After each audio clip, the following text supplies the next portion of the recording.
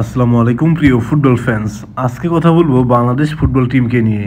বিশেষ করে হামজা চৌধুরী আসার পর, অর্থাৎ হামজা চৌধুরী বাংলাদেশে জয়েন করার পর থেকেই বাংলাদেশের যে একটা ফুটবল উন্মাদনা সেটা কিন্তু আবারও শুরু হয়ে গিয়েছে। কারণ হামজা চৌধুরী আসার আগে তেমন কিন্তু বাংলাদেশ ফুটবলকে নিয়ে তেমন কোনো কথা হতো না।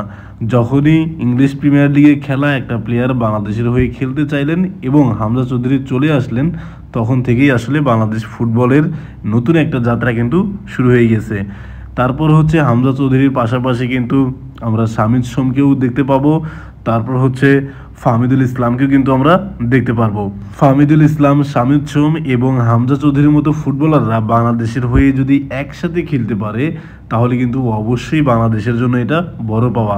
আমরা যদি এএফসি এশিয়ান কাপ কোয়ালিফিকেশনের বাংলাদেশ এবং ভারতের বিপক্ষে যে ম্যাচটি অনুষ্ঠিত হয়েছিল সেই ম্যাচের দিকে যদি তাকাই, তাহলে দেখা যায় সেই ম্যাচটিতে কিন্তু বাংলাদেশ জয়ের শুভ সম্ভাবনা তৈরি করেছিল। যদি ফরওয়ার্ড লাইন গোল মিস না করতেন তাহলে কিন্তু অবশ্যই সেই ম্যাচটি বাংলাদেশ জয়লাভ করত। আর সেই ম্যাচে হামজা চৌধুরী তার জাত কিন্তু চিনিয়েছেন। হামজা চৌধুরী কেমন টাইপের ফুটবলার তিনি কিন্তু সেই ম্যাচেই দেখিয়ে দিয়েছেন। তাই হামজা চৌধুরীর পাশাপাশি যদি শামিদ সোম এবং ফাহমিদুল ইসলাম বাংলাদেশ টিমে জয়েন করে তাহলে কিন্তু অবশ্যই ভয়ঙ্কর একটা টিম হতে যাচ্ছে বাংলাদেশের। আপনি যদি হামজা চৌধুরীর দিকে তাকান তাহলে দেখতে পারবেন হামজা চৌধুরী কিন্তু ডিফেন্সিভ মেন্টালিটির একজন ফুটবলার। তাই ম্যাচে কিন্তু তিনি ডিফেন্সিভ মিডফিল্ডারের যে রোল সেটা কিন্তু তিনি প্লে করবেন।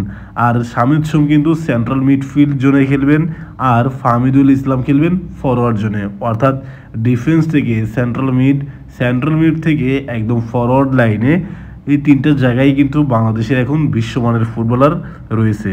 এদিকে বাংলাদেশের হয়ে যারা খেলবেন তাদের মধ্য থেকে অন্যতম জামাল ভুঁইয়া, ফয়সাল, তারপর হচ্ছে আলামিন, এরা যদি শামিদ সোম, হামজা চৌধুরী এবং ফাহমিদুল ইসলামকে সহায়তা করতে পারে তাহলে কিন্তু অবশ্যই বাংলাদেশ ভালো একটা পজিশনে যেতে পারে। আর এএফসি এশিয়ান কাপ কোয়ালিফিকেশনের দ্বিতীয় ম্যাচটি বাংলাদেশ কিন্তু খেলবে সিঙ্গাপুরের বিপক্ষে। আর এই ম্যাচটি অনুষ্ঠিত হবে বাংলাদেশের ঘরের মাঠে।